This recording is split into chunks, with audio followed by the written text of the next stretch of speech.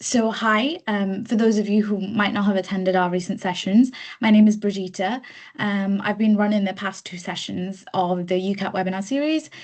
So this will be my third session with you guys.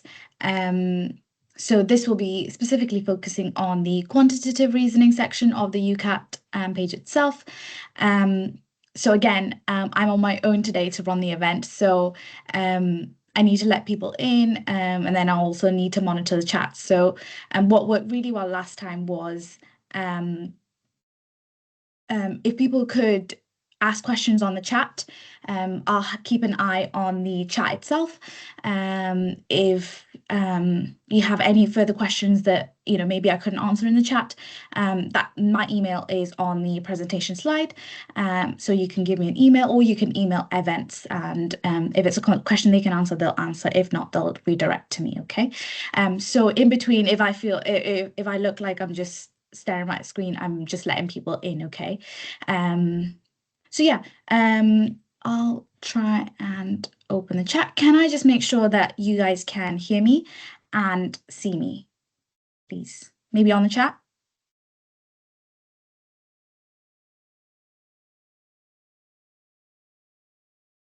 Okay, good. So we've got a few yeses, so I'll just move ahead. And I've got a few thumbs up, so thanks, guys.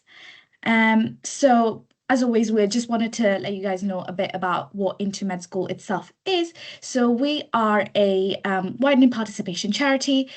So we started in the summer of 2020, achieved charity status in 2022.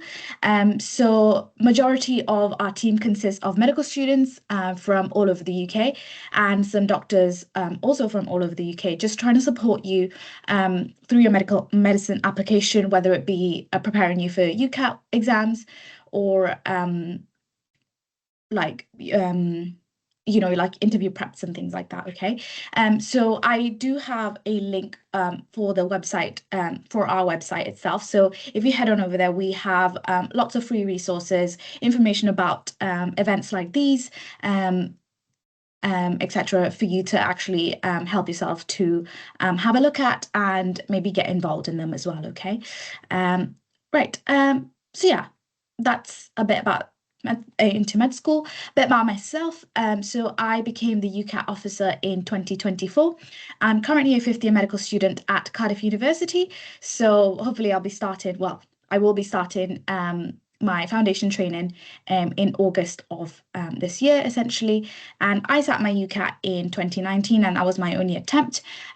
Personally, I don't think like it matters when you sit the UCAT. The sections haven't changed drastically, except for the fact that a section was taken out. I think the study methods that you use and the resources that you use are kind of the same since when I first started. Okay.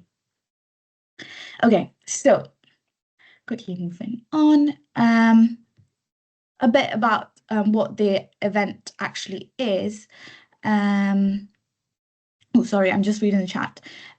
So for those of you who can't see the content or hear me, I think what we said was try and leave the meeting and then rejoin, and hopefully that issue will be sorted. And I will be making sure that people get let in, at least for the first like 10-15 minutes, if you do that. Okay. Okay, fine. So learning objectives for today is, as always, it's to understand the different types of questions in quantitative reasoning, although I can't really say that there are specific question types like decision-making webinar that we had last time.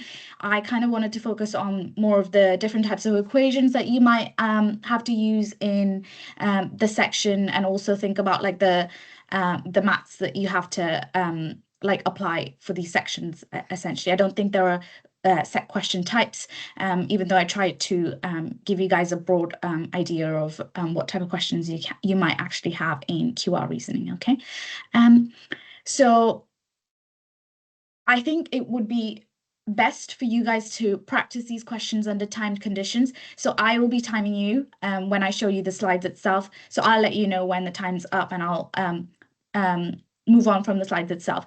I think it would be really good for you guys to try and stick to that time itself, okay? Just so that you yourself can actually know that or whether or not how long you actually take to actually answer these questions, okay? And that way, when you attend these sessions and like try and answer these questions, you'll actually be able to understand how if you take too long on a particular section or not enough time on another section and move on very quickly. So I definitely would urge you to try and keep to those timings. And especially for this section, if you do have access to another device, I would ideally try and get an online calculator, maybe on a laptop, ideally not on a phone or a calculator where you can hold, just so that you can simulate yourself actually using the online calculator in the actual exam, okay? Because it will take longer for you to click through those numbers on an online calculator compared to like a phone calculator or like a calculator in general, okay? So for this session, definitely urge you to try and stick to those time conditions. And if you can, or if you have another device, try and get an online calculator up for you to actually practice these questions, okay? Right.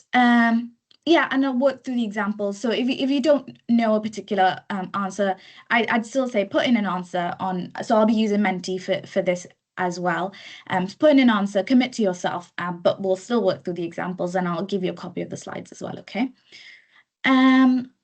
So questions about recordings. So I've sent the downloadings of the recordings from the past 2 sessions to our social media team, so they'll be editing it and putting it on the YouTube channel, okay? So I might take a bit of time, but if you want the slides early, just fill in the feedback form and I try and get it out to you the next day, essentially, okay? So yeah, I've already talked to you about what the session's about. So we'll just go through time questions. I'll walk you through it, tips and tricks, and then just a lot of practice questions. I don't really want to make this session like 2 hours because I think that's a bit too much. I'll try and stick to like an hour and a half. If there are more questions that we couldn't do in the session, I'll make sure to send them on the slides itself, so you can practice it in your own time, okay? So you should be able to see slides and hear me, okay? Right, I think, so a bit about the quantitative, the QR section itself. So it's one of the sections that is actually scored for you guys. So it is 36 questions with 26 minutes. So obviously that is not a lot of time. That is like not, so yeah, 43 seconds per question. And especially if you have numbers that you have to put into an online calculator, that time goes really quickly, okay? So it's about you being able to like use that online calculator quickly. If you can do mental maths, that's great. Trying to simplify calculations and things like that, okay? Yeah, so the type of questions that you get, I wouldn't say that it's very, sorry, I just realized what the spelling mistake in question point 1 is, ignore that. So it's mainly focusing on like your mathematical skills. I don't think the questions that they ask is like A-level knowledge related at all. It's a lot of like speed equations, it's a lot of ratios, percentages, etc. So it's more about you being familiar with those equations and you being able to apply that when it actually comes to use it in the exam, okay? So a lot of the questions can actually give you a lot of text, which might be what takes up a lot of time. So it might be in the form of like graphs, it might be in the form of like tables, it might be percentages, it might be shapes, or just like text in general that you have to interpret yourself, okay? So again, with these practice questions that I've got for these sessions, I've tried to include a variety of this, okay? So yeah, the questions itself, again, can be presented in different data sets. Most of the questions do have sub questions, so it counts towards the 36 questions that you have for the QR section itself. Obviously, it's multiple choice, so you have 5 options to choose from, and an online calculator is available, so please make sure that you're familiar with the online calculator before you go into the exam, because when you're practicing with a calculator or a phone in your hand, I felt that when I was using the calculator, I had a bit more time to answer questions, whereas when I was using the online calculator, I took a bit more time to click through everything. So I would just say use the online calculator from the minute you start practicing for this QR section, okay? Right. Okay, we'll move on to questions then. Like always, I would like you to try and join Mentee if you can. For those of you who can't see the Mentee code, it's 33650460. I've just put it on the chat as well. So I'll wait for you guys to essentially join the Mentee and then we can move on, okay?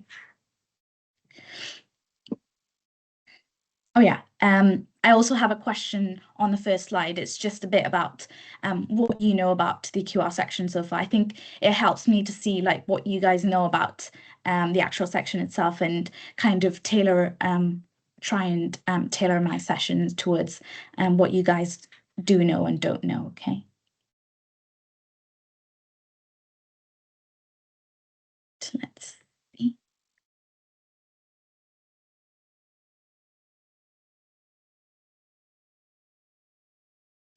Okay, short multiple choice questions, quick maths, maths required, GCSE knowledge,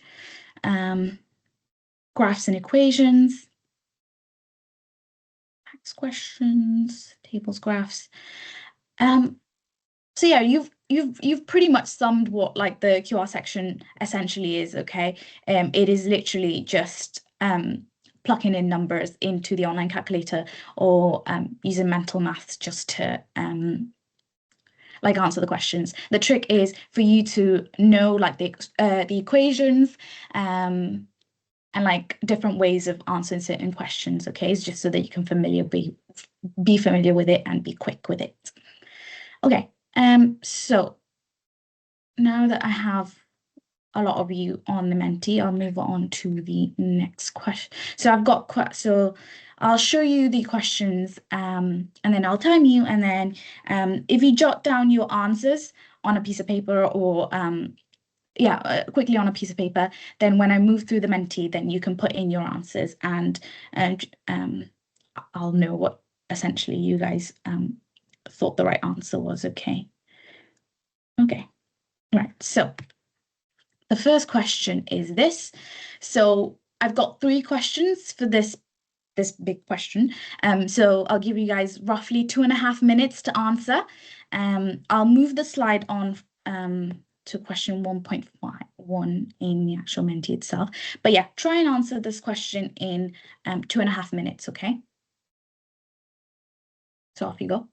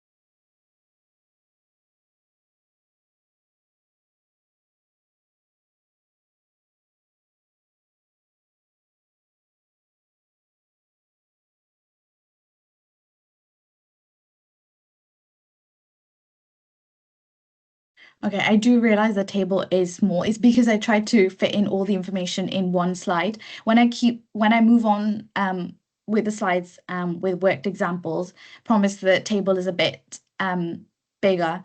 I just wanted to try and get all the information in one slide. Sorry about that. But when you do get the actual slides itself on a PDF, it'll be clearer as well, okay? I did try to make it as big as I can.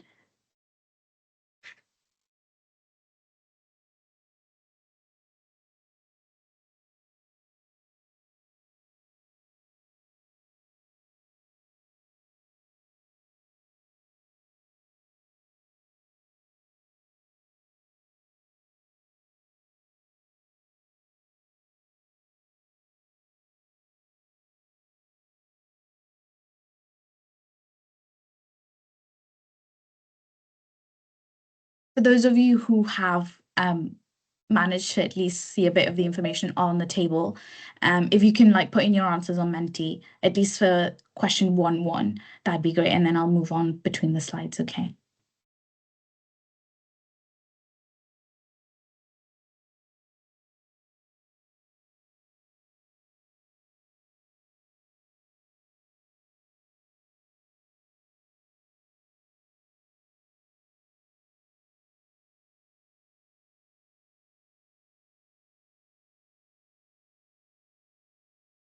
Okay, I'm going to stop you guys there.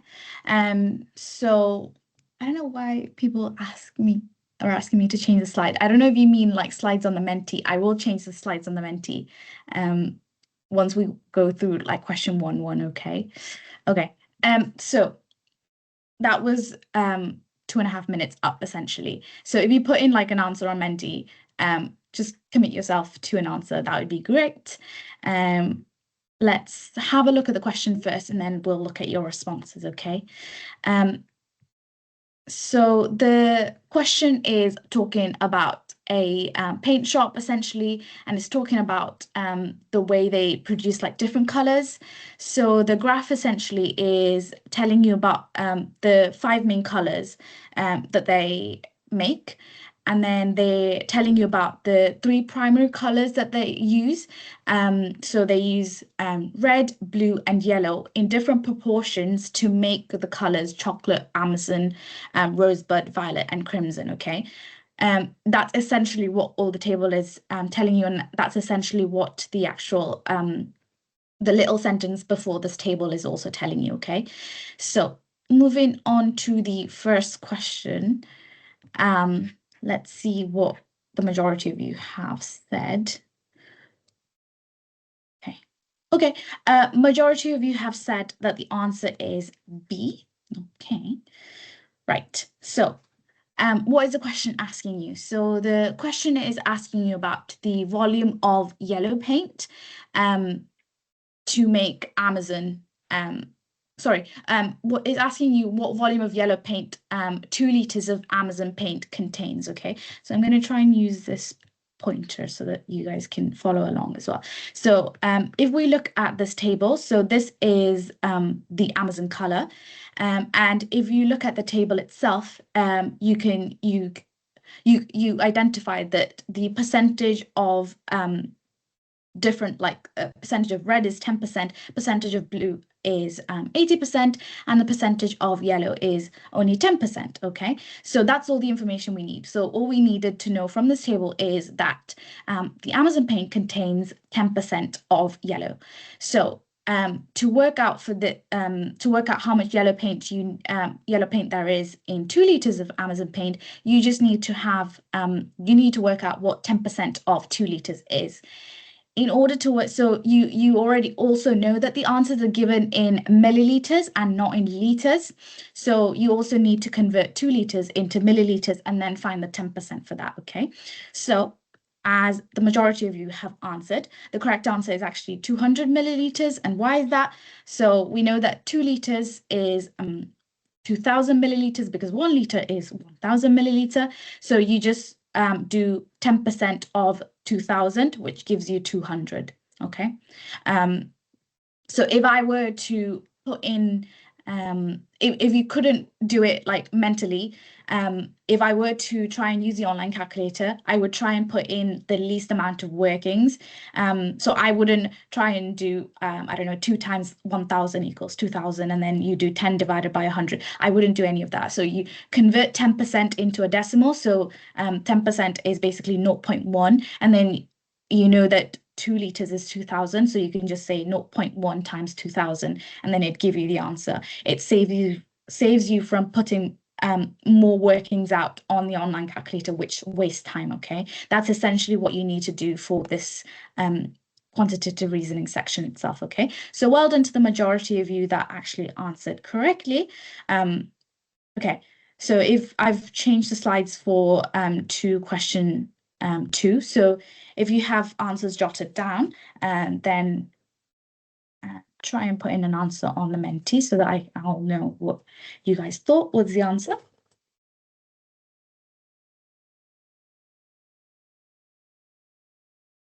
wait a couple more seconds.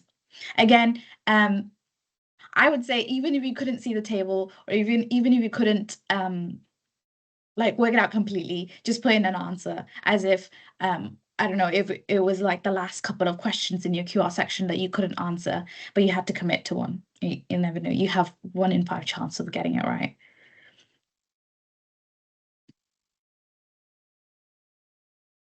I'll wait a couple more seconds.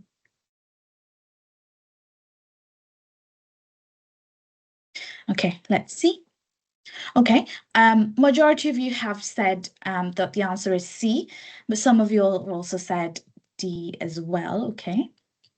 Okay, let's move on to the next question and see what the right answer is. Okay, so the question is asking you about like mixing and matching colors, okay?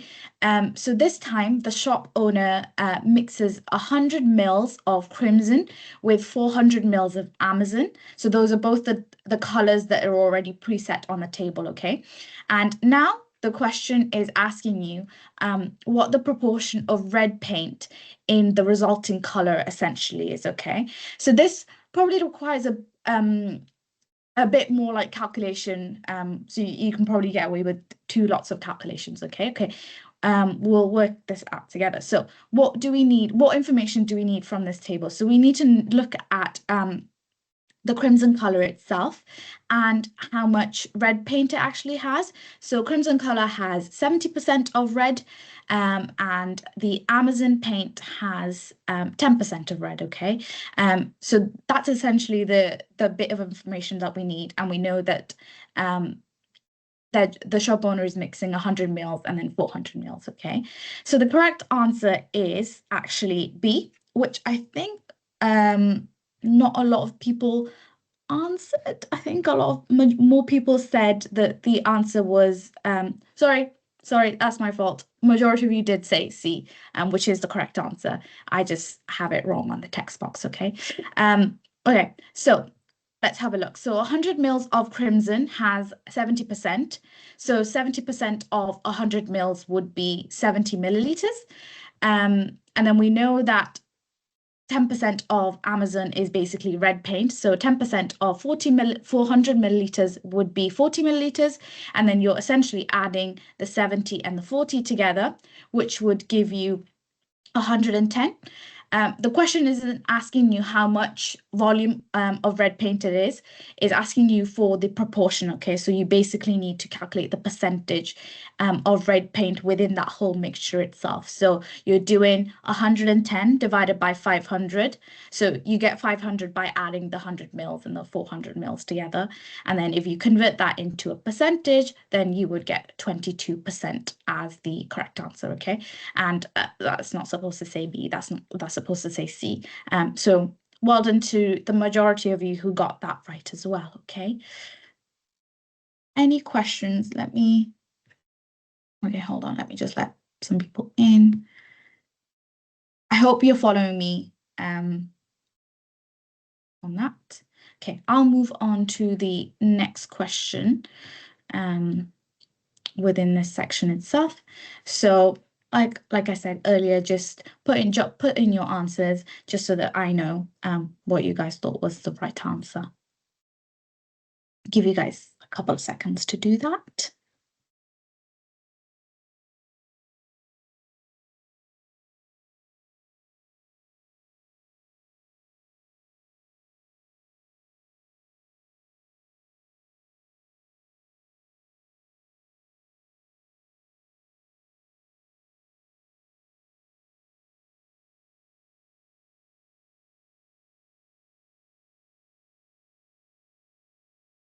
See.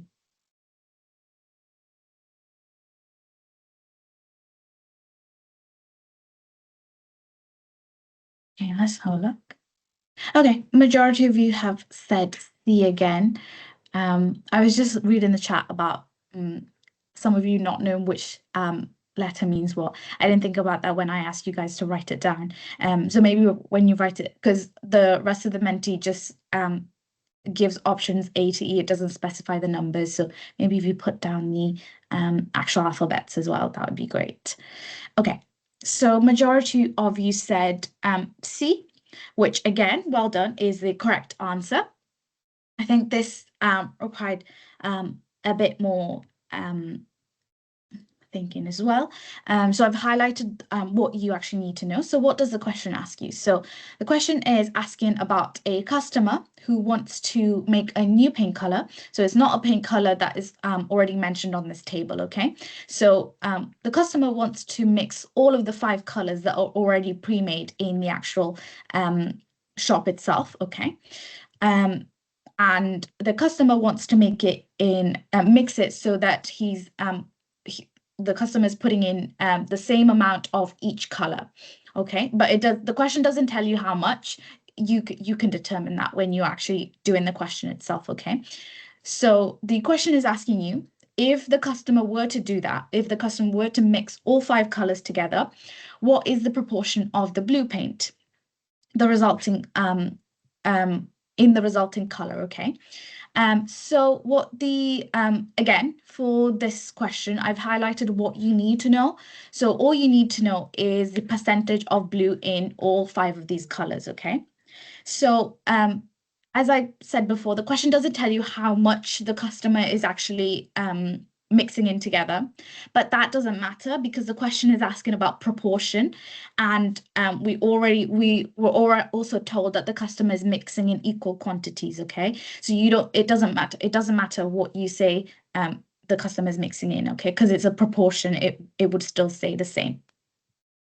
To make your lives easier, because it's a percentage, and for you guys to have simpler calculations, I think it's easy just to say you're mixing in 100 mils of each of these paints, okay?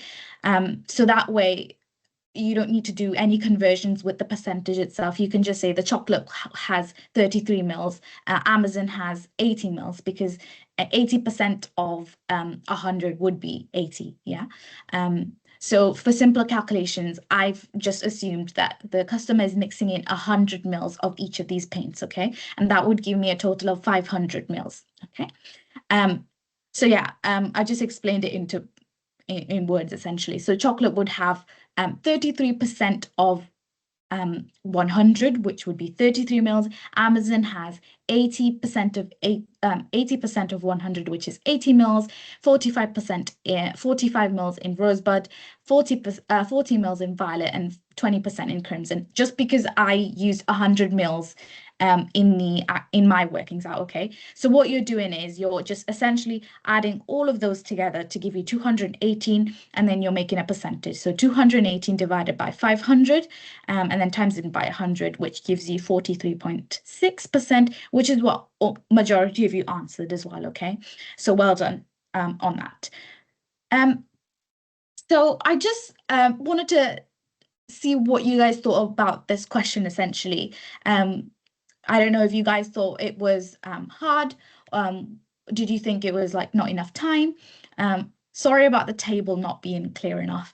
I will, when you get the slides, it would be like more clearer for you. I think personally with QR questions, I don't necessarily think the questions themselves are hard. And then in terms of like the timing is what I think is more difficult for people who are doing like the QR sections, okay? So yeah, I think what makes a question more difficult in the QR section essentially is the amount of information you're given, and like the amount of times that you actually have to use the online calculator for, essentially. Okay, fine. Well, if everyone's happy with that,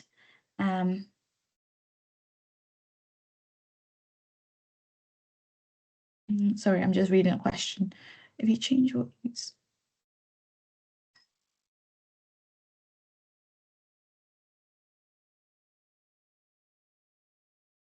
On the chat, I will try and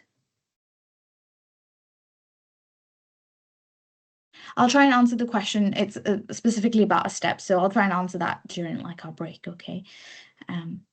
Okay, we'll move on to the next question then. Oh my gosh. Again, this table is still blurry. I'm hoping you guys can still make out some of the words. Um, I wanted to put the original questions from the question banks or the books I used itself. I didn't want to cut down on the amount of text or anything. Um, so if you guys can try and do this question, I'll give you guys 3 minutes to answer this, okay?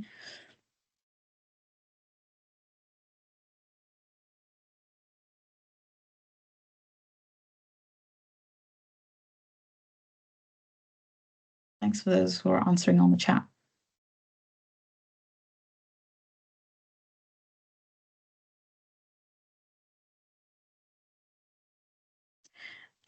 The Menti code, for those of you who missed it, is 33650460 for the Menti, okay?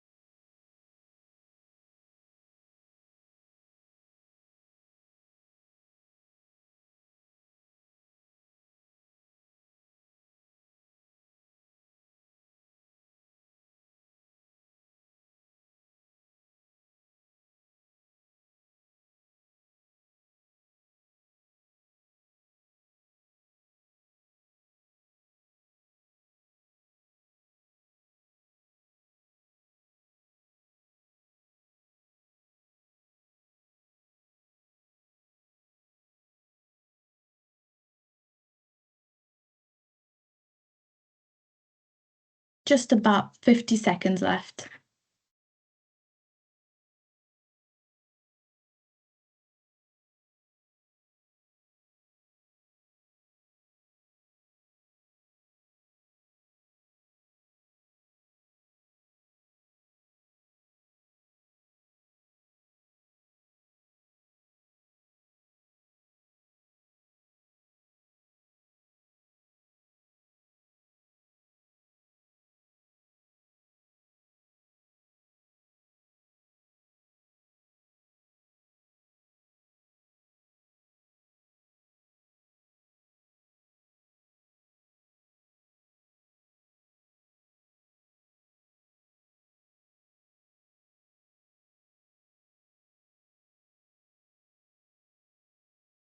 Okay, so that's 3 minutes up for you guys to answer this question. If you can head over to Menti, just jot down your answer, the alphabets and the answer itself when we're going through Menti itself, okay? That would be great if you head over to Menti. I've changed the slides, so it'd be great if you can put down what you guys think is the correct answer. So someone asked about giving like conversion ratios and what values and things like that. I personally think it'd be mean if they didn't give you the conversions for what 1 pint is in milliliters. So for this question, it's already given in brackets.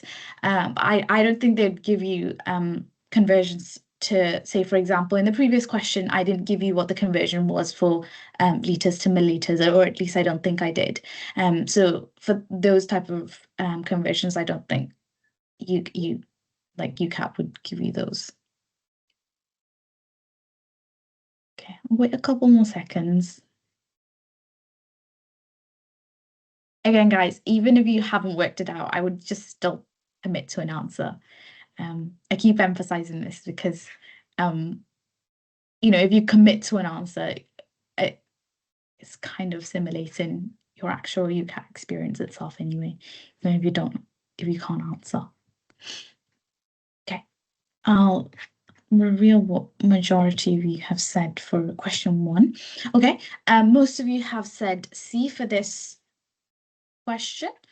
Let's see. Let's work through the question 1 first, and then we'll move on to the next questions, okay? Right, let's talk about this table. Apologies if it's slightly blurry again. So this question has a bit more information than the previous question itself. It's talking about nutritional labels, and it's talking about calories and kilocalories and things like that, okay? What you need to identify from the text from this previous question is that this is a label for a 320 grams of box, okay? That is the only place it said what the total weight of that box is, okay? It doesn't say in the actual diagram itself in the label box, okay? So bearing in mind, this is the label for a 320 grams of chocolate powder drink. From the table, it's telling you 2 different nutritional information. So one is for 100 grams of dry powder. So dry powder that's not mixed with anything. And then it's also telling you nutritional information about 18 grams of the same hot chocolate powder, but this is a nutritional value of that 18 grams mixed in with 200 milliliters of whole milk, okay? So this is, so the where it says it's 200 kilocalories for 18 grams, that is 200, that is saying that the 18 grams mixed with 200 mils is 200 kilocalories, not saying that 18 grams is 200 kilocalories, okay?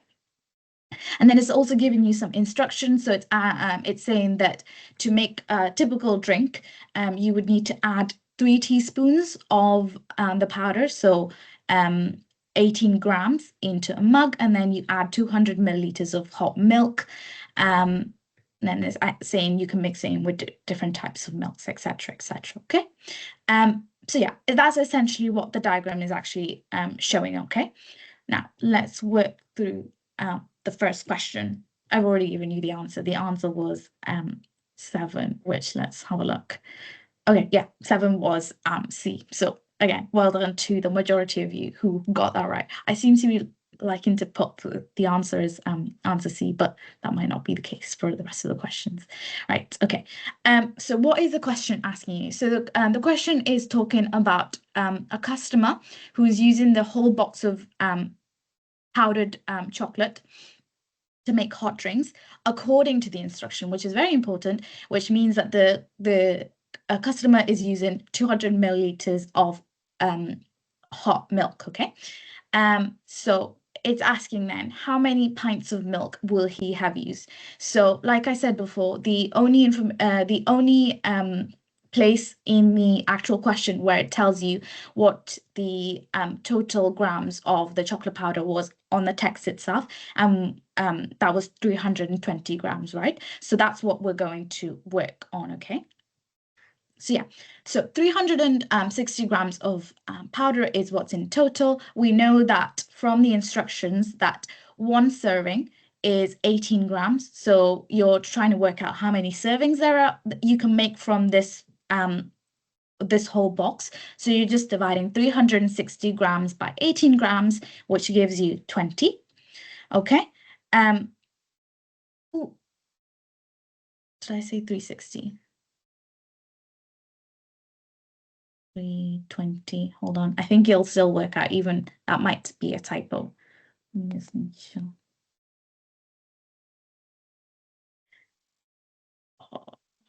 Okay, that might have been a typo. I think I was meant to say 360 in the this whole really. Sorry guys, that was just me being silly. I think the original question was meant to say 360 grams instead of 320. So if you did get it right, I think it would still work out because the number of servings would quite be similar anyway. But yeah, that's on me. Let's just stick to 360 as per like my answers anyway. So we divide 360 by 18, which gives you 20 servings. So for 20 servings, you need 200 mils each of hot milk. So you're doing 20 times 200, which gives you 4,000 milliliters. And then you're literally just using the ratios that is given in the question itself. Okay, so the question tells you that 1 pint is 570 mils. So you're working out how many pints 3,400 milliliters is. So you're essentially then doing like ratios essentially. So if you divide 3,400 by 570, it gives you 7 pints. So the answer is 7. I think even if you guys put 3, even if you tried to work out using 320, I don't think it would be that different to 7. So maybe you can round it up or down to 7. So essentially it might still give you the same answer. Oh my gosh.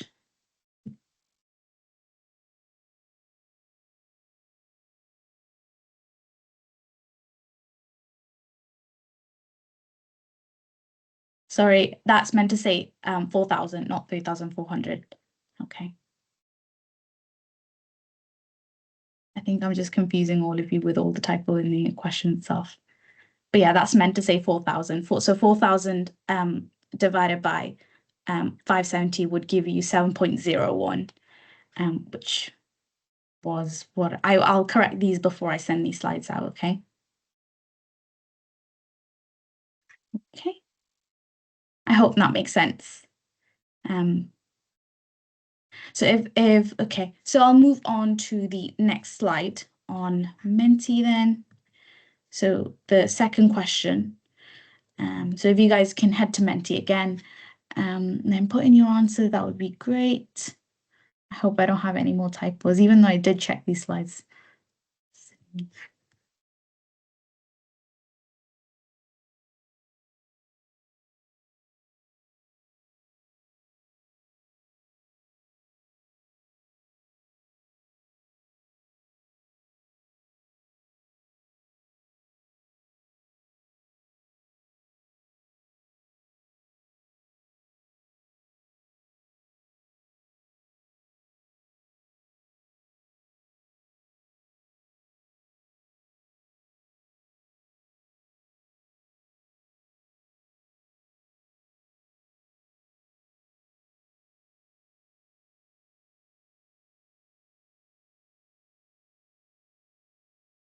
Okay. I'll give you guys a couple more seconds to put in your answers on Menti, and then we'll move on. I do realize it's already 45 past. Okay, maybe 5 more seconds. Okay. All right, okay, so we've got a bit more of a mixed answer in this question. So majority of you have said D, but followed by a lot of you saying C and B. Okay. Really keep my fingers crossed. I haven't made typos. Okay, so the correct answer is again C. It says 2 drinks. Let's work this out together then again. Let me get my laser pointer. Okay, so we are talking about a whole bunch of text in this question itself. So what you need to pick out like the important details of the actual question itself, okay? So this is talking about a customer who only wants 800 kilocalories from their hot chocolate drinks. So the question says that he decides to only drink 3 hot chocolate drinks per day using water only. And the question clarifies that there's no calories in water, so you don't need to count the calories for the water for the 3 drinks that he makes with water. And then he decides to then make hot chocolate drinks with whole milk if he has any leftover calories, essentially, okay? Then the question is asking you, what is the maximum number of whole milk-based chocolate drinks he can have in addition to his daily water-based drinks, so that he keeps within the 800 kilocalorie limit, okay? So the two things that you need to do before you can answer the question is to work out the calories for the 3 drinks that he makes with water. So that would essentially just be trying to work out the calories in 18 grams of powder, okay?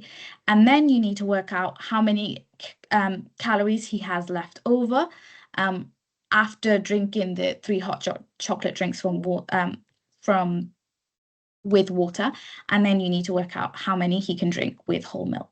Okay, so you need to decide which of these boxes that you need to use. So this is why you need to pay attention to the details of the label itself. Okay, you might actually wrongly use this section of the actual label box itself. But when we read the label itself, we know that this is the calories from 18 grams of this powder and 200 milliliters of the whole milk. So if you use this section, you would get the wrong answer, essentially, okay? So what you need to do first is basically work out how many calories there is in 18 grams of dry powder. So you're going to use this side of the label box, okay? So we know that in 100 grams of dry powder, there's 372 kilocalories. So what you need to do then is basically work out how many kilocalories there is in 1 gram. So how you do that is basically 372 kilocalories divided by 100. So that would give you the kilocalories for 1 gram. And then you just need to times it by 18 to give you how many kilocalories there are in 18 grams of powder. And because the question emphasized that water does not have calories, you can assume that 1 hot chocolate drink that he makes with water will be equal to essentially 66.96 kilocalories, okay? I hope that makes sense.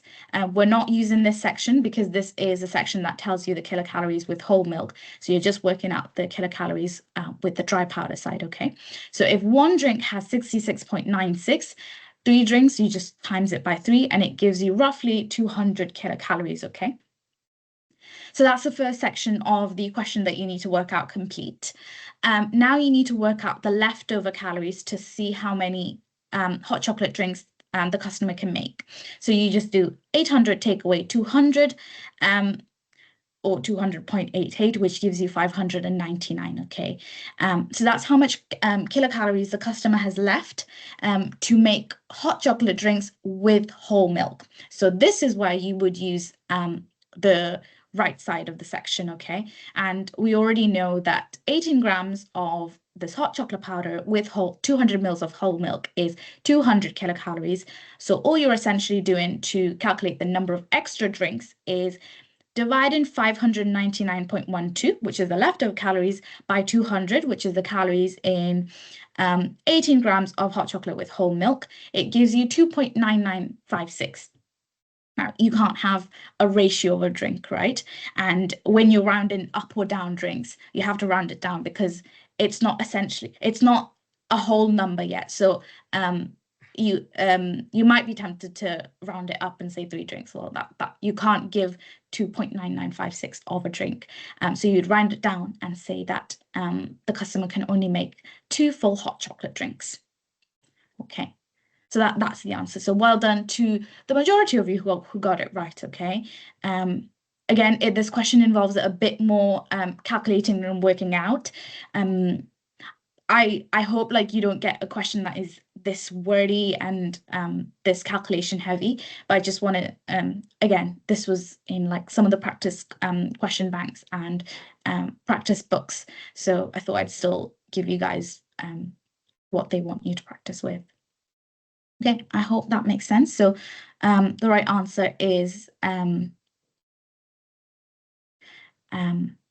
essentially 2. Oh, someone asked, could rounding early use Yeah, it's tempting to round this question. I think if you rounded a 200.88 to 200, then essentially you could say that you'd get 3 drinks. I I think if it was a real exam, I would have tried to round it up. Oh, sorry, round it down by just saying 200. I hope that they won't be this mean about like rounding up and down and like point difference being the difference between the two answers. But yeah, essentially, it might cost you a mark, but that's only a mark. Think about like the amount of times that you need to put in like 200.88 or 599.12 onto the calculator. I think even though in this question, if you rounded it, you might have gotten it wrong. I would still say try and round things when you're working on your quantitative reasoning sections. It saves you a lot of time. Okay, moving on to, I keep revealing the answer. So let's go to the third question of this. So again, if you could put in your answers, that would be great. Guess whatever you feel might be the answer. Again, I'll give you guys a couple of seconds and then we'll move on to the next couple of questions.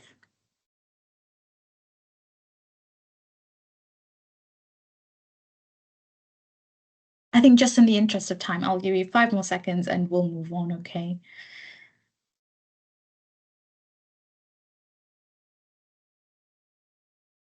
Okay, I just want to see. Okay, see again. I might have revealed the answer, I don't know. Yeah. Okay, so the right answer is C, 9 kilocalories.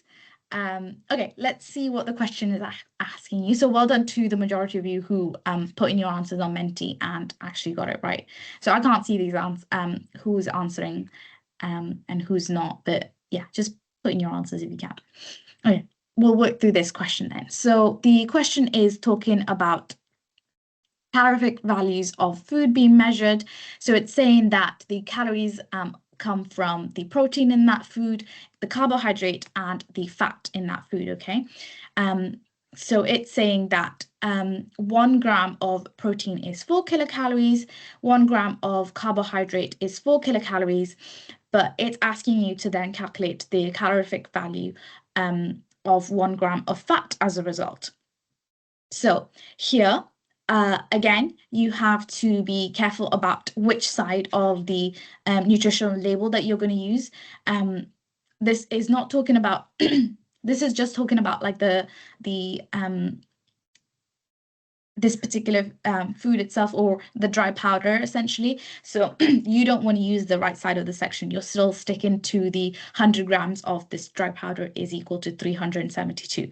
And on the table also breaks down how much protein there is in 100 grams, how much carbohydrate there is, and how much fat there is, okay? So again, I've simplified it into like a long equation. So what I'm saying is that 372 kilocalories comes from 8.9 times 4. So the 8.9 comes from the protein and the 4 comes from the question saying that 1 gram of protein includes is 4 kilocalories. So you do 8.9 times 4 plus 65.2, again 65.2 from this label that is saying that 100 grams of this dry powder has 65.2 of the carbohydrates and then 8.4 times an unknown calorific value. So this is basically algebra. So X is basically the unknown calorific value, okay? So you're just rearranging this equation to get the answer as 9. I haven't put down all the steps for the rearranging, but yeah, you would just rearrange that equation to then get the value of the X, okay? So the answer would be 9. So well done. Someone's asking, how do you know it was from the left side of the table and not the right? So the reason that I use the left side is because well, I guess you're doing a bit of an assumption from the question itself. So when the question was talking about food, it didn't mention anything about like the whole milk or anything. So you're assuming that it's talking about this dry powder essentially. So you don't want to use the right side because the calorific values and the protein, the carbohydrate, and the fats are all including like the calories and the protein, the carbohydrates of whole milk as well. So you don't want to use the right side, you want to use the left side. Okay. Okay, we'll then move on to the next question then. Oh, actually, I want to skip this question. I want to move on to, okay, this question. The skip questions, I'll give you guys a copy of. I realize I've got way more questions than time. So we'll do this question first, okay? Right. Again, I'll give you around 2.5 minutes to answer this, okay? I'll change the slides on Menti.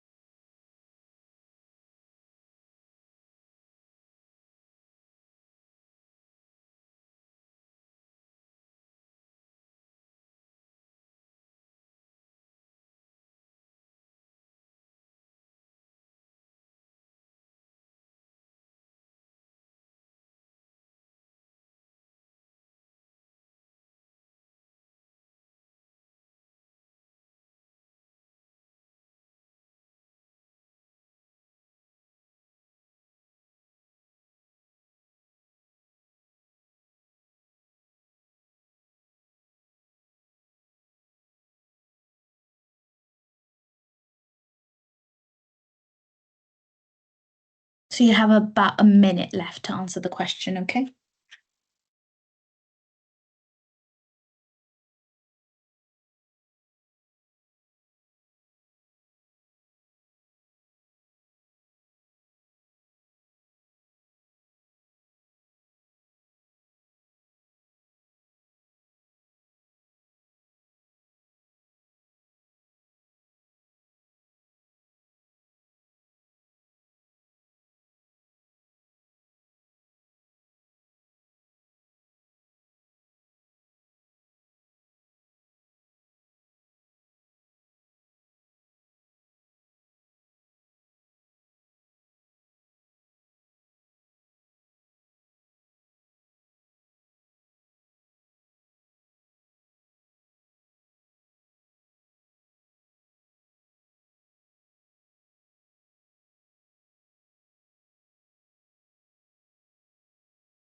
Okay, that's time up to answer this question.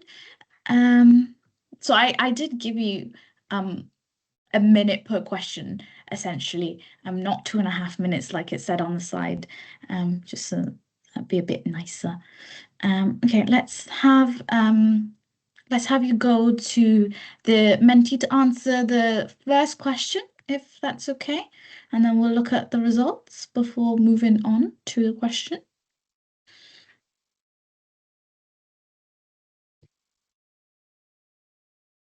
So I hope at least all of you managed to at least answer the first question. So if you just put your answers on the Menti. Okay, I'll give you 5 more seconds. Let's have a look. Oh, okay, overwhelming majority for answer A is different to answer C, like I've always been getting. Okay, let's look at the question first, shall we? So this is a question that is talking about two people who want to buy a swimming pool for their garden. Some irrelevant information. So what you need to know is that to build or buy their swimming pool, it's going to cost them £120 per square meter for the base. And then we've been told that the base is 25 meters squared. Okay, so we've also been given a diagram of the swimming pool itself and a visual idea of what the base actually looks like. Okay. We also know that the swimming pool has different heights at different areas, okay? So it has a shallow end and it also has a deep end. And we know that it's not a sudden decline in the height, it's more of a gradual increase in the height of the swimming pool itself, okay? So that's the question itself. I've also put in two like calculations you just need to learn by heart. I'm guessing you all know, but yeah, area is breadth times width, and then the volume is basically the height times the width times the breadth, which you need to know to answer the later questions, okay?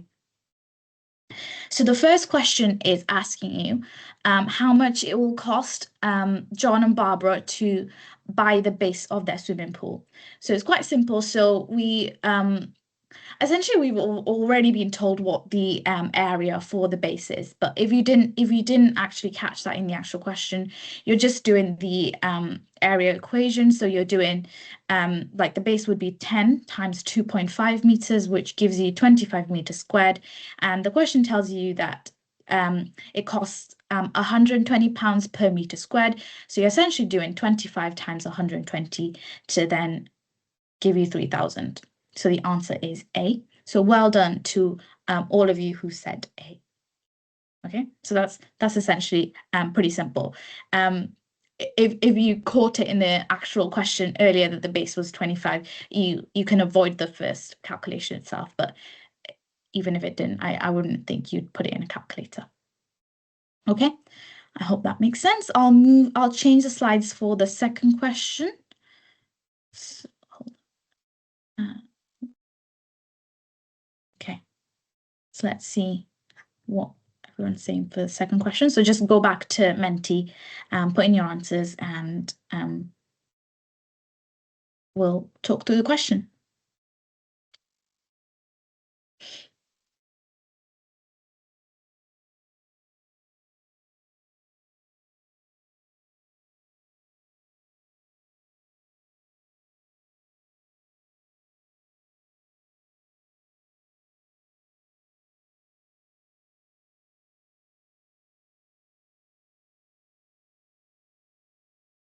Okay, let's have a look.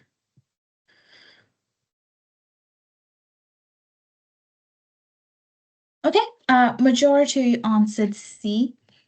I will try to remember to change the question when I put Mentee, but I do realize I put out the answers as well when I do that.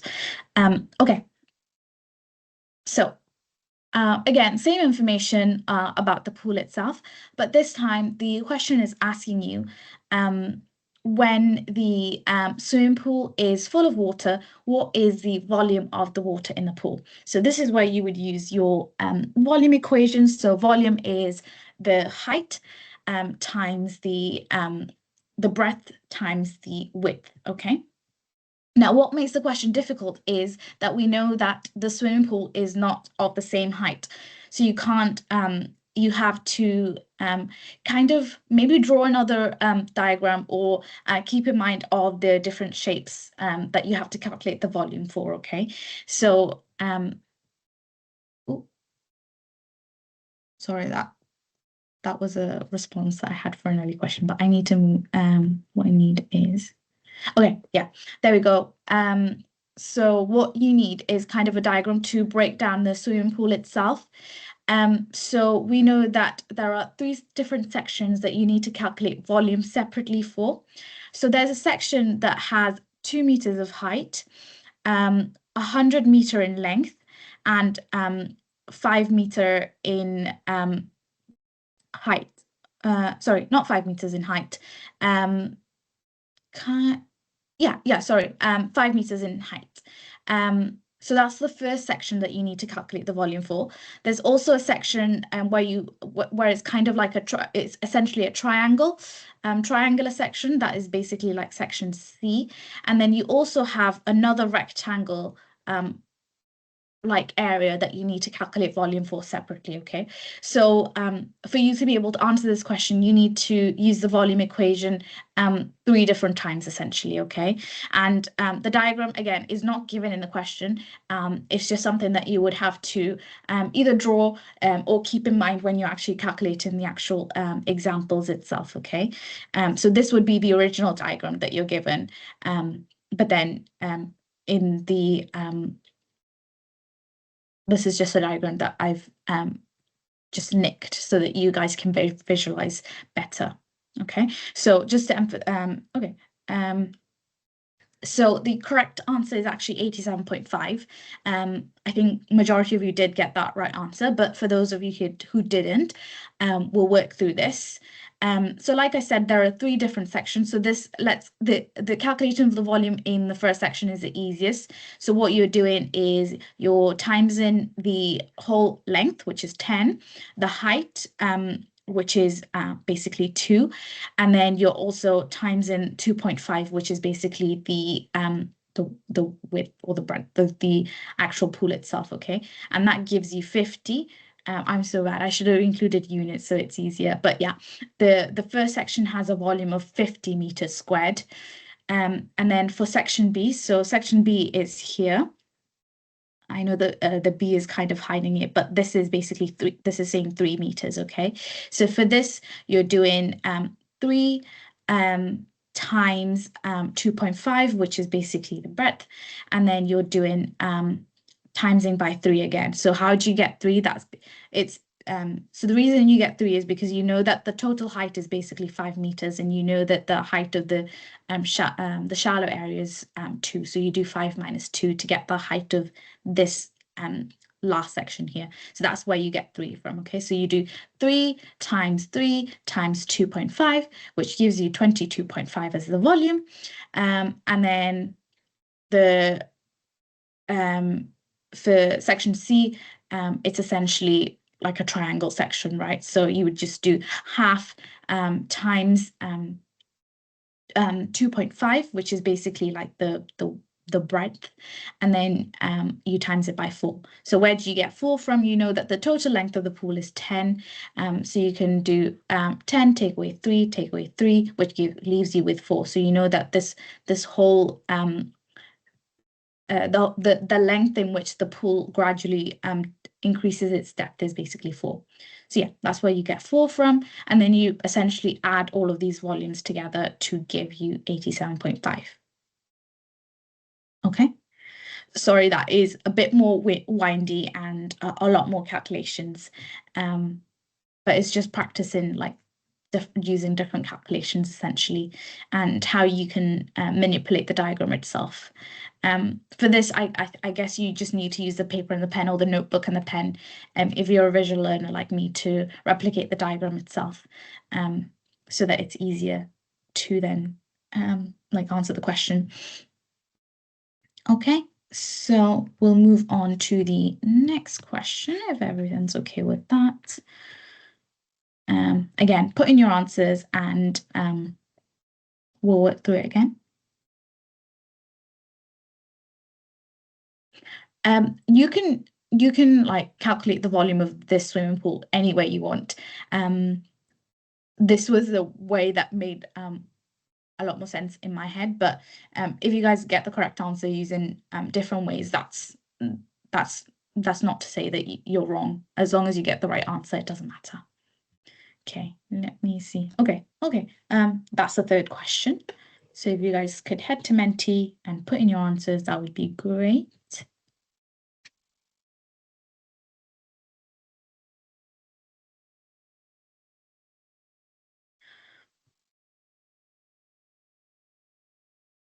I think it's also good because you kind of need the answer from question 2 to answer question 3. So now that you know the correct volume, um, maybe have a go at trying to answer question 4.3.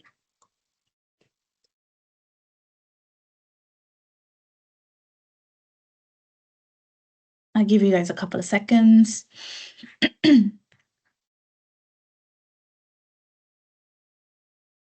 Okay, I'll give you 5 more seconds. Okay, overwhelmingly, a lot of you have said that the answer is A. Okay, let's see. So for this question, it's a bit unfair because you need the correct answer from question 2 to get the right answer for question 3. And even if you use the wrong answer from question 2 to answer question 3, you'll still be wrong because that was a wrong volume to use, okay? I find that sometimes in QR questions, a lot of the questions kind of follow one another. So you're kind of slightly at a disadvantage if you get one question wrong, which is a bit unfair. But hey. Okay, let's take a look at this question. So the question is asking you about the time to heat up the pool, essentially, okay? So it's saying that it takes a minute to heat up 0.1 meter cubed of water to the desired temperature. It's asking you how long it'll take to heat the whole pool. So from the previous question, we know that the total volume for this pool is 87.3. So essentially it'll take 875 minutes to heat up the pool, okay? And you get 875 just by dividing 87.5 by 0.1, okay? And that's how you get 875 minutes. The question is not giving you the answer in minutes, so you need to convert that into hours. So if you do 875 divided by 60, it'll give you 14.58 hours. So you know that the answer is definitely 14 hours. So you could essentially just choose the only option that has 14 hours. Otherwise, you can try and calculate what 0.58 hours in minutes is. You just do that by timesing it by 60, which gives you 34.8 minutes. So you can just round that up to saying 35 minutes. So the correct answer is 14 hours and 35 minutes. Okay, so that's how you would, so it's a bit simpler than the last question, but you need to have gotten the right answer for the last question to get this as the right answer, essentially. I think before we move on to the next question, we will give ourselves 2 minutes break before we move on to the next couple of questions. I do realize I can't cover all the questions I prepared for you, but I promise I'll send out the slides and you can practice the slides, the questions using that. So yeah, I'll be back in 2 minutes. Go stretch your legs or your arms, and I'll see you in 2 minutes, okay?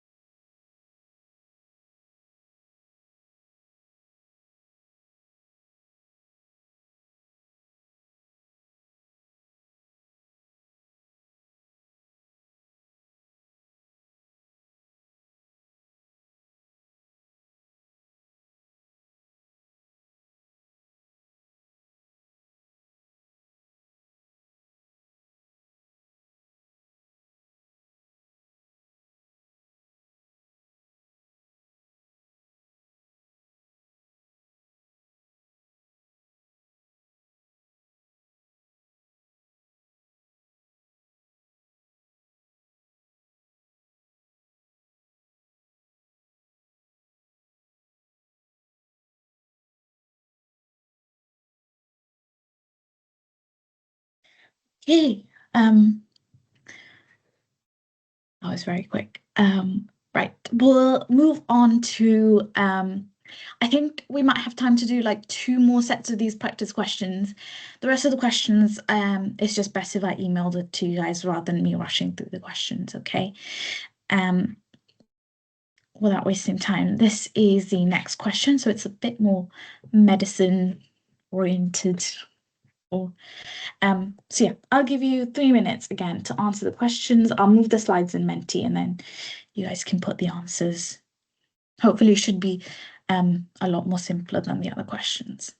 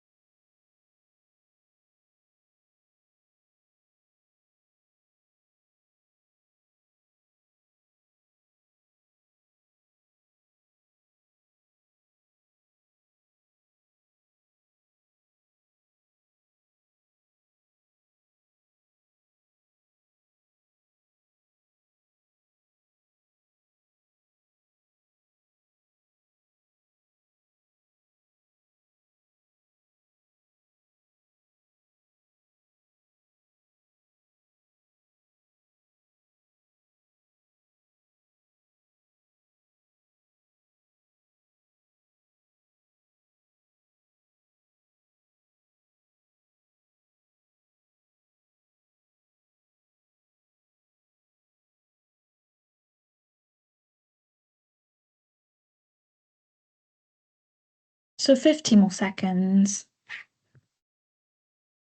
Make sure you put in your answers for the first question so we don't waste any time waiting for responses.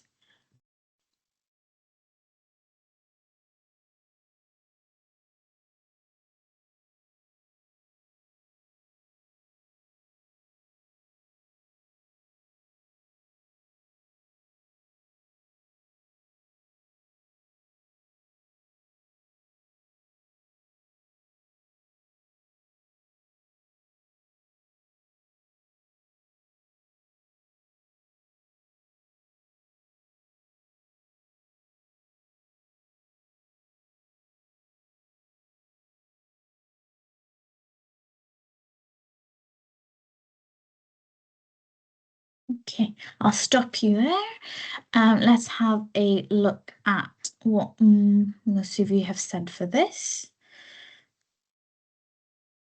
Okay, so most of you have said that the answer is 8 tablets. Okay, let's have a look. I think like the question is pretty like self-explanatory. It's talking about a paracetamol packet. It's saying that one packet contains 16 tablets and each tablet has a dose of 500 milligrams. Okay, so the first question says the maximum dose of paracetamol an adult can take is 4 grams in a day. What is the maximum number of paracetamol tablets you can take every day? So we know, again, unit conversions, I think you just, UCAT probably would have provided you these unit conversions. We know that 1 grams is 1,000 milligrams. So 4 grams essentially 4,000 milligrams. And that in tablet number is basically you dividing 4,000 milligrams by 500 milligram, which is basically the dose of 1 tablet. So that would give you 8 tablets in a day. Okay, so it's pretty simple, pretty straightforward. Okay. So we'll move on to the next question on Mentee. I might keep, let me see if I can, okay, yeah. So that's the second question for the so of you who want to jot down the options and the numbers.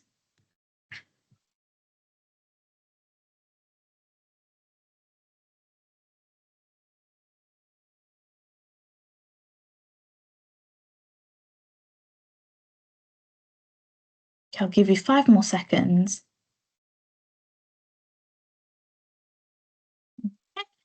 Okay, majority of you have said that the answer is D, which is 2. Okay, so let's look at what the question is asking you. So the question is asking you about a 5-year-old girl who requires paracetamol for the pain relief. In pediatric patients, they'll often give you what their weight is because of their dose of the medication is quite weight dependent. So this girl weighs 17 kilograms. It says that the maximum dose of paracetamol a 5-year-old in general can take is 75 milligrams per kilogram in a day. So it's asking you how many paracetamol tablets she needs to take in a day. So what you need to do is you first need to use this 75 milligram per kilogram dose to calculate how much she needs in total. So you would just calculate how much she needs for her weight. So for that, you would just do 75 times 17. I'll just reveal the answer. So yeah, for the maximum dose, you would just do 17 times 75 milligrams, which would give you 1,275. And we know that one tablet contains 500 milligrams. If you divide 1,275 by 500, you get 2.55. Obviously, you can't round it up. If you give the child 3 tablets, that's going to be overdosing that child. So you're going to round that down to 2 tablets a day. So that's why the answer was 2 tablets, like the majority of you have said, okay? Again, pretty straightforward. I hope that makes sense. If there are no questions on the chat, I'll move on to the next question. Again, I'll give you guys a bit to answer on Mentee itself, just so I can see.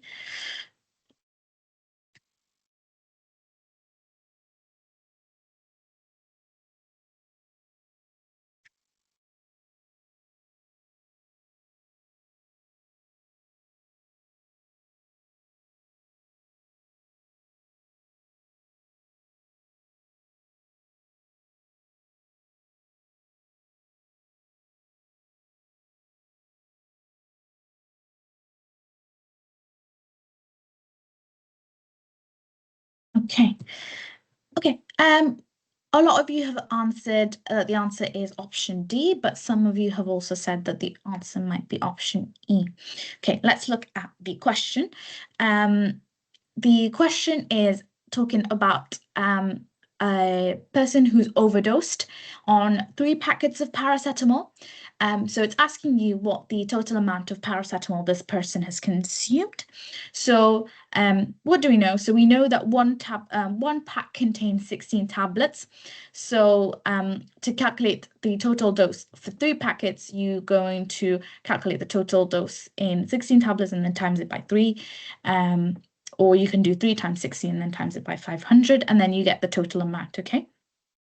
So the correct answer is actually D, which is 24 grams, so well done. For those of you who answered E, you just have to be careful of the units. That the answer says 24,000 grams.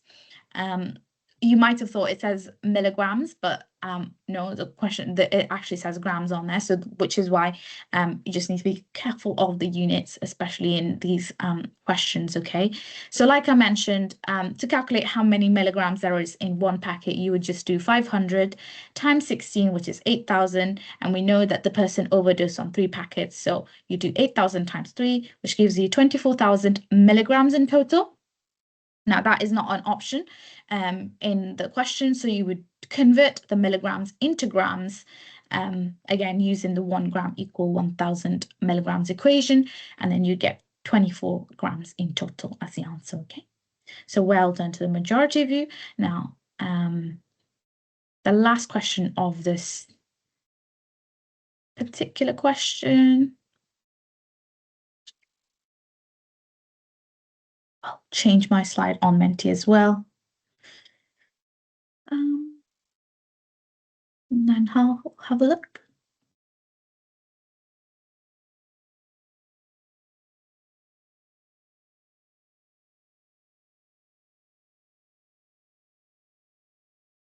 Okay, let's see.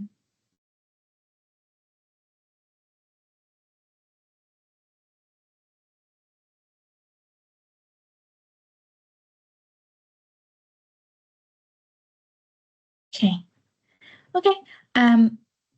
A lot of you have answered option E is the answer. Okay, so that's 10.5 grams is what you thought. Let's look at the question again. So this question is talking about a person who is taking 3 paracetamol tablets a day. It's asking you how much paracetamol this person is taking in a week. So you need to calculate how many milligrams of paracetamol this person is taking in a day, and then you just times it by 7, okay? So the right answer is 10.5, so well done to the majority of you who got it right. Again, I know some people answered B, just be careful of the units, and B says 10.5 milligrams. The correct answer is actually given in grams, okay, as option E, so just be careful of your units. So yeah, it's pretty self-explanatory. So in a day, the person is taking 1,500 milligrams. So in a week, you're just timesing that by 7. That gives you 10,500 milligrams. Now that's not an option on this in this question itself. So you would convert the milligrams into grams. It gives you 10.5. Okay. Fine. For the next question. Oh, that's where I intended break, is it? I've got a couple of speed questions, but I think that's pretty simple, like one of these. So I'll give you those as slides. For the last question, just maybe ignore like question 3 and 4. Try and answer questions 1 and 2, and we'll call it a day today then, okay? And then for the rest of the questions, I'll email you the slides with the correct answer. So for this answer, just try and answer question 7.1 and 7.2, okay? You guys can answer 3 and 4 later, but just in the interest of time. And I said it's only going to take an hour and a half, but we're slightly overrunning. So I'll give you guys 2 minutes to answer the first 2 questions of this practice question, okay?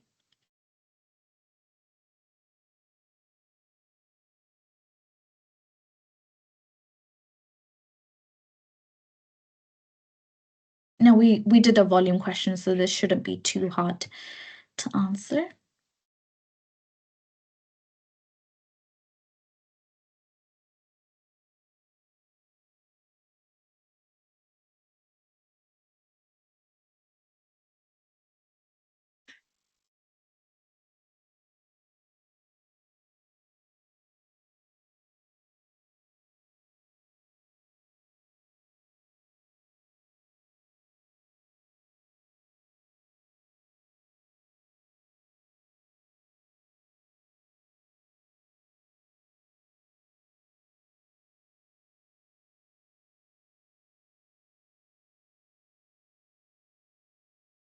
So about a minute left.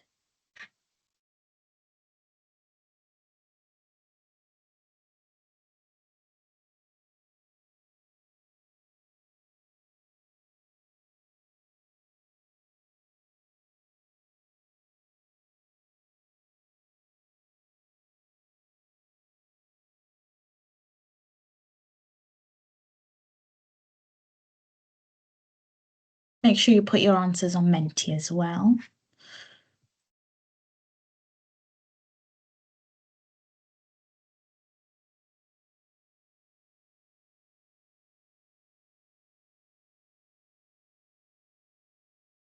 Ten seconds.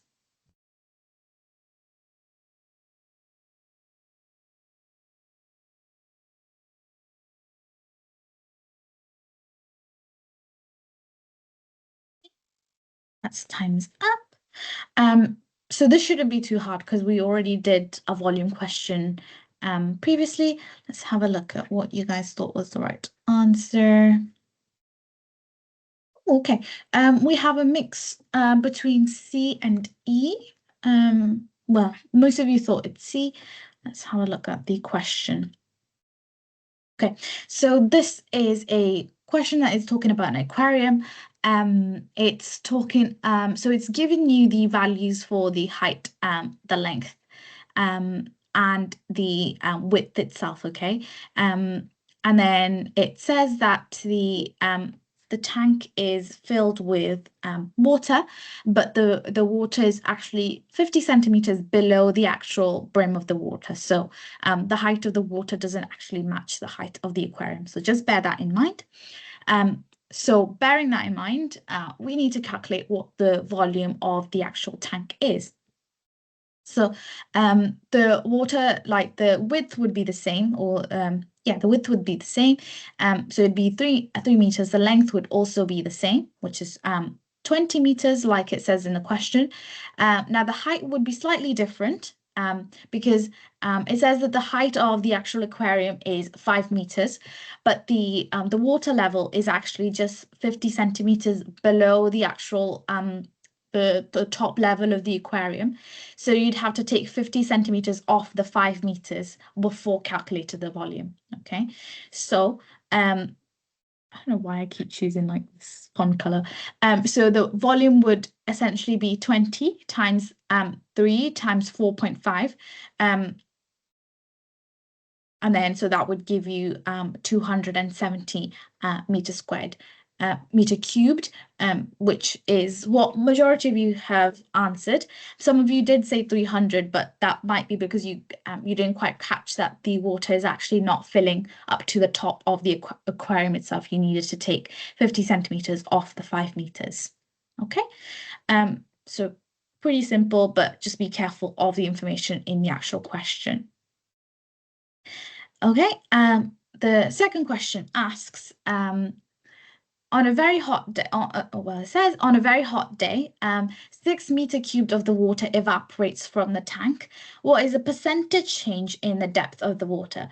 Now, remember I said a lot of the QR questions follow each other, so you need to actually know the right answer from question 1 to be able to answer question 2, unfortunately. So knowing that the water, the volume of the water is actually 270 meter cubed. Let's see what you guys thought the answer for 7.2 was on Mentee. And then we'll wrap up after we talk through this question. So I'll give you guys a couple of seconds like previously.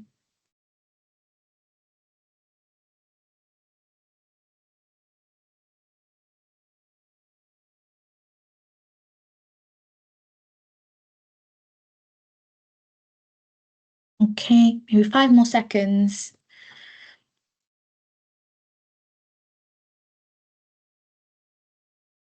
Okay, okay. Pretty much all of you, or majority of you have said that the answer is A, which is 2%. Okay. So let's work through this question together. So we need to remember that the volume of the water in the aquarium itself was 270 meter cubed initially, but 6 meter cubed of water actually evaporated. So you need to calculate the change in the depth of the water. So you're just calculating percentage difference, okay? So the area of the base of the aquarium doesn't change, yeah? Even if water evaporated, the base is not going to change. So we know that the area of the base is basically 20 times 3, which is 60 meter cubed, okay? We know that the volume of, oh, hold on.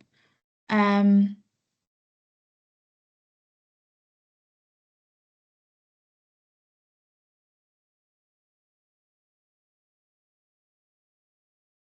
think I'm having like a brain freeze moment. I don't understand where I got 60 meter cubed from.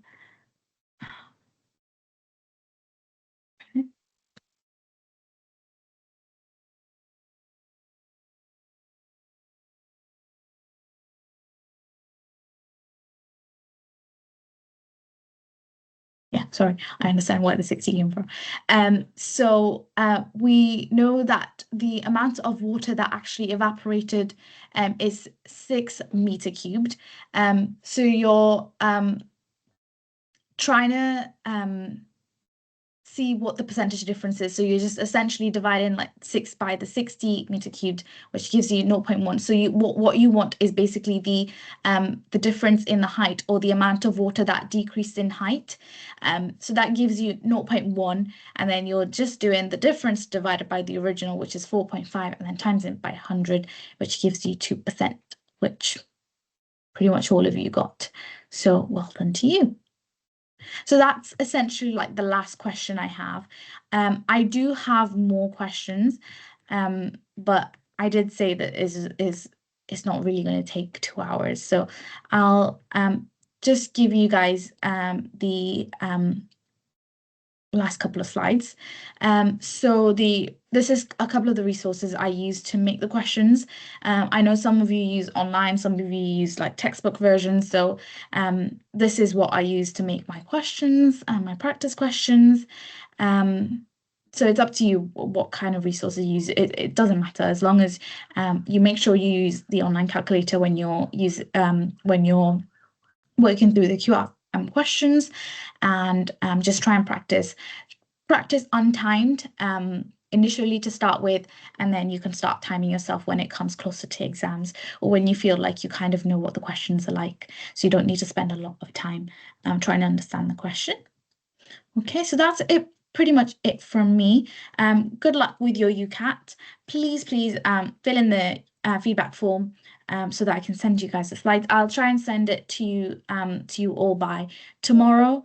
And then it'll have the extra questions and some changes to the questions I got wrong as well. So yeah, that's essentially it. So once you've filled the feedback form in, you can go. I'll try and paste the link onto the chat for those of you who can't scan. So we have 2 more webinars. One is going to be on verbal reasoning, and then the other is going to be on situational judgment. So it won't be sessions run by me. It'll be the other UCAT officer for In2MedSchool, but she's really good. So please do come and join for those sessions as well. I pasted the link on the chat itself. So if you don't have any more questions, you're free to leave. Thanks for coming, guys.